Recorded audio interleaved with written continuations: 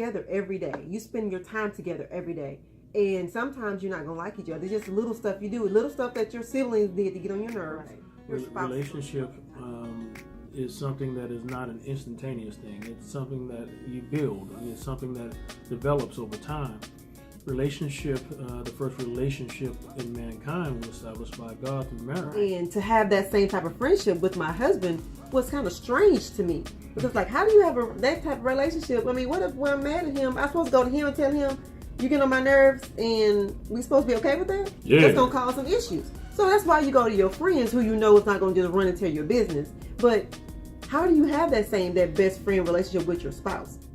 Now that I'm completely surrendered to the love that I have in my heart for my wife, I want her to be my best friend. You know, she's the first person I call when I get good news.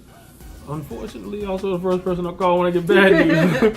And so we do have to gauge that a little bit too, because you never know. But the beautiful thing about marriage is you hope that you're married to somebody that even if they're going, I know there's times when she's called me and she was having a bad issue, a bad time, and she didn't even know. I had just finished going through something really bad myself at work. But at the same time, it was my pleasure to be her friend in need, in her time of need. Friendship is important in a marriage. Yeah, and you chose to marry that person. You need to choose to be their friend. Right. Make that choice. Mm-hmm. It's all choice. Right. And as a matter of fact, our next topic is about choice. And what part of aspect of choice are we talking about? Ooh, yeah, I'm not gonna like it. I think it's hot. Love is a choice. But I'm not. Love is a choice. You choose if you want to love that person or not. Think about back in your 20s when that girl liked you, but you really didn't like her, and she was just doing all this stuff for you, baking, cooking, washing your clothes. Oh, she was cool for all that, but you didn't like her like that. You knew you wasn't gonna love her. Right. So it was a choice. You could have chose to try to like her, but then you know it wasn't gonna go nowhere because that wasn't there. So a lot of folks disagree with me on this because I don't believe that love is a choice in the simplicity of love is a choice. I believe that the source of all love is God. He created the universe in love. He spoke love into existence when he created our universe and he created it for us to share in it with him. And when he presents love to you, it's your choice to accept it or reject it. Just like it's our choice to accept Jesus Christ or not. You know, I was married before, and I looked at it as I tried to love. You know, I was in church, and it says a man ought to love a woman the way God loves the church. And I'm sitting there, and I'm like, poppycock. A man ought to, surrender to the love that is in his heart. Well, I didn't have love in my heart, not like that. I mean, I wasn't going to surrender 100% of myself. I wasn't going to surrender 20% of myself, you know. And I think a lot of us need to really examine what we are doing, you know, because your priorities, what you prioritize, says a lot about what you really believe.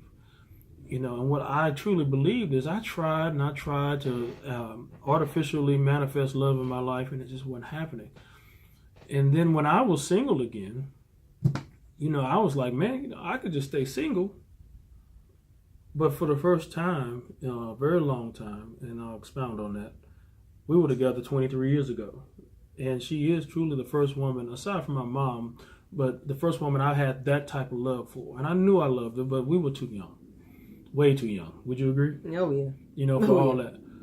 And when we got back together 17 years later. It was actually 16. 16 years later. There we go. When we got back together 16 years later, you know, the love was there. It was real. And they say love doesn't really die. If it was ever really real and profound, it's always there. And at that moment, I knew that love really came from the source. It comes to our spirit and it manifests itself in our soul. And we can choose at that moment to accept that love. We can choose to allow that love to manifest itself more profoundly in our lives, or we can run from it. It's all a choice. Mm-hmm. And if I had chose just to stay single, according to God, that's okay too. That's okay. But I chose to surrender to the love. And I surrendered in a way that I never really thought was real. Now I understand what the Bible means when it says a man ought to love a woman the way God loved the church. To deny yourself the way Jesus denied himself. I thought that was a bunch of nonsense. But now I have a true intimate understanding of what the Bible means, what God means when he says a man ought to love the wife that he blessed him with the way Jesus loved the church, Jesus who he blessed us with. So that's why I feel like in that regard, love is a choice. Mm-hmm. But you can't make yourself love someone no more than God would make you love him. It don't work that way. I don't remember verses in the Bible like you do. It's a story in the Bible that I'm remembering now, that this man had 2 daughters. Mm-hmm. And the oldest daughter had been married yet, and this man was coming to get one of his daughters get married. He was going to offer up his youngest daughter, because she was the most beautiful. Mm-hmm. But the man was like, no, I'm going to give you my best cows. You know how they used to do in the Old Testament of the Bible. I want your oldest daughter. And she wasn't very attractive at all, wasn't much to look at. She went away with her new husband. And it says in the Bible she came back a few years or something later to visit her family. And her own father didn't even recognize her. Oh, yeah. Because she was even more beautiful than his youngest daughter.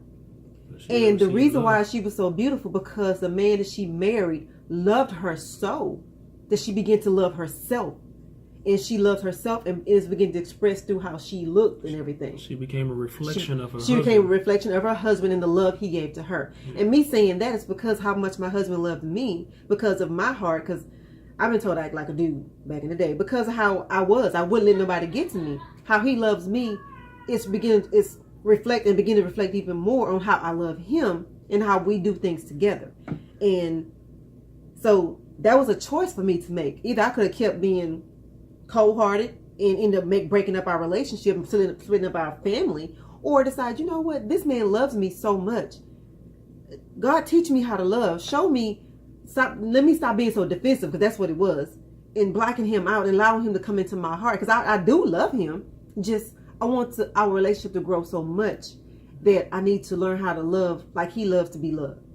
Because Rita's different in some whole bunch of ways. I'm a girl, but I'm not a girly girl. He say I'm a girly girl, but I'm not a girly girl. She's a girly girl.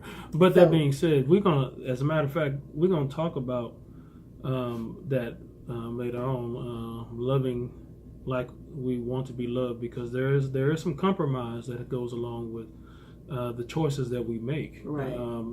Make no mistake, what we are talking about is not something that we say is natural for some people. There are going to be compromises, and those compromises can be through love, through the love choice that you've made, be more bearable, and then it become very rewarding later on, mm-hmm. or even sometimes more immediately. Right. As a matter of fact, since we're talking about love, we need to really talk about when there's going to be disagreements, and there are going to be. So the foundation of love has to be even more set. And so what is the next topic, Sarita? How you disagree. Not when you disagree, not if you're going to disagree, but how you disagree. Right.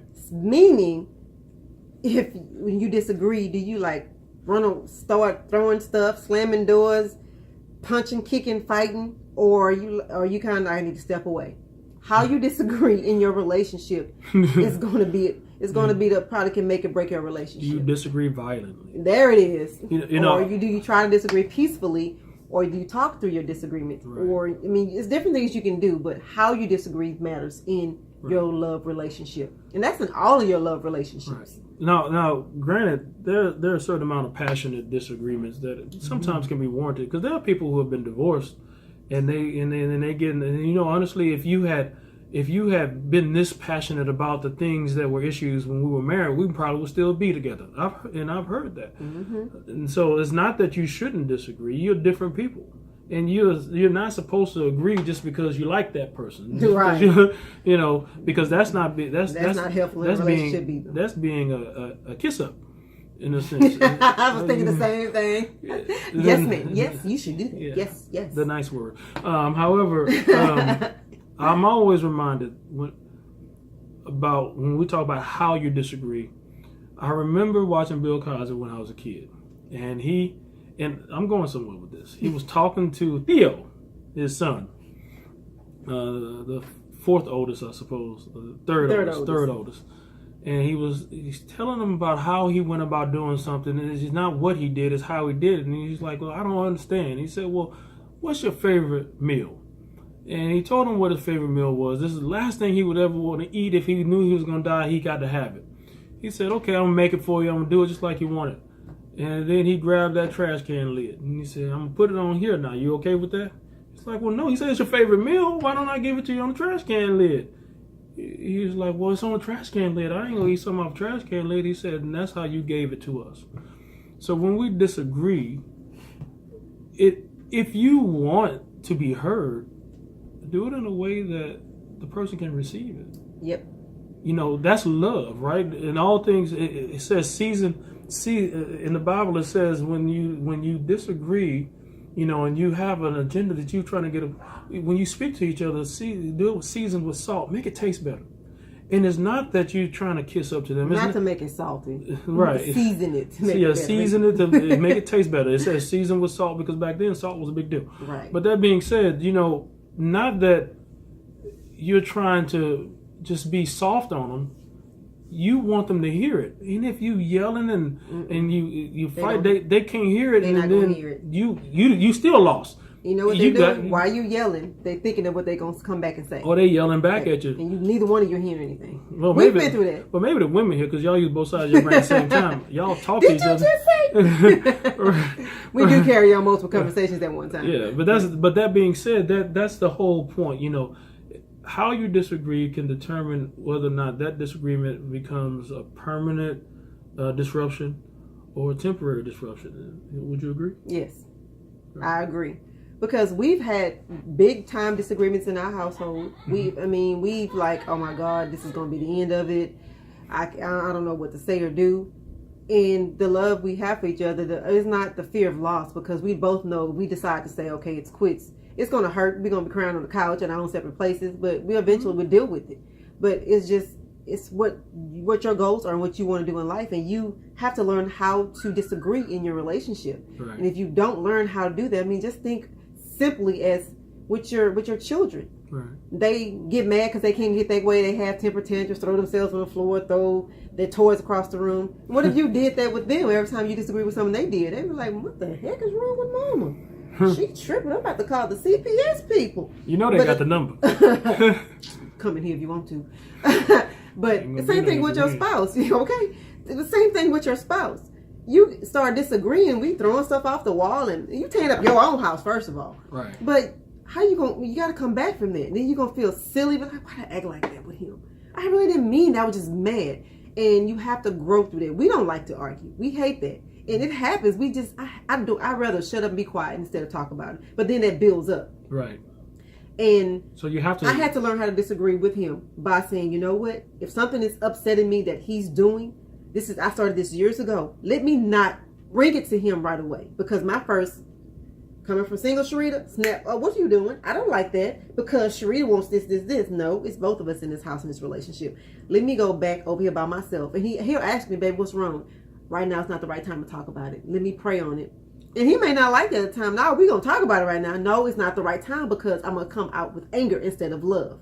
And I told myself even more this year, I'm going to speak to my husband with more love because I can be very, I can be very boastful, but not boastful, but I can brazen. No, yes, no. I can be tactless in some of the how I say stuff to people. I need to be more tactful, and I've conquered that, but I hadn't conquered with my life mate. I hadn't had it with my husband.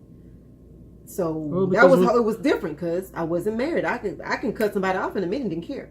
Yeah, we talked kind of about that too. You know, we have our days where we're taking so much off of other people, and sometimes you come home and be like, well, you know me. You know I don't mean anything by it, but Right. but you don't know what that other person went through that day, and now you just added a cherry on the top of the PO'ness. Okay. Now it's boom. You know, and so I say that because your foundation is relationship, and the foundation of relationship is love. So to get to know that person better is super, super duper important, so that you can also gauge when is a good time to address things and when it's not. You know, that's all of us. Question. Yeah. Would you ever know? Will you think you ever know me in within this lifetime? Know 100% me, how I am. Well, that's not humanly possible. I mean, Right. That's all. That's not humanly possible. But you can know a person as much as they allow you to. Right, because we grow on a regular basis. Right. If you want to grow, especially spiritually, more you grow, Right. you grow with each other. So stop worrying about trying to learn your spouse 100. I know you 100%. And if they're growing and trying to be better, no, you're not, because you're supposed to be growing with them. You only know who I was yesterday. Yes. So you need to grow from it. And don't worry about some of the things they used to do, because I do. Whatever happened in the past, I kind of, you learn from your past and don't let it slip your mind, because you don't want it to happen again. I do believe in that, but sometimes you got to know what that happened then. We're going to trust better now, and we're going to move on. Because that's been one of my issues recently, because I'm like, this happened before. It can happen again. How come blah, blah, blah? And we have to learn how to disagree the right way. Right. You don't want to throw stuff back in people's face all the time, because that's not what my intentions are. But I'm like, look, I'm learning. I only know you through my experiences. Right. And those experiences have showed me this. What do I do now? Well, you take those experiences, you learn from them, but you see who the person is now, who they're trying to be, Right. and grow with them. We're trying to build an empire up in here. Right. We hope that you garnered something great from this episode of Our Heart to Yours. By the way, if you have anything that you want to talk about, that you're afraid to talk about in your relationship, email us at daveandsharita@gmail.com. That's DAVE and SHARITA @gmail.com. And we won't mention your name. You can comment, subscribe, like, and comment, or email us, and we'll talk about it in a video, so you can watch it together and maybe let it lead to a nice conversation. Right. We won't mention your name unless you want to. We just want to be there. Our mission is to help other relationships. We do not have a perfect relationship. We're growing every day. We the regular people out here. We're not Will and Jada. Right. Want that dodo. But we want to be an inspiration to you, even though you never know what people are going through and what they need for themselves. This ministers to our heart. Yeah. So we love you. Thank you so much for watching. And we see you next time on Our Heart to Yours.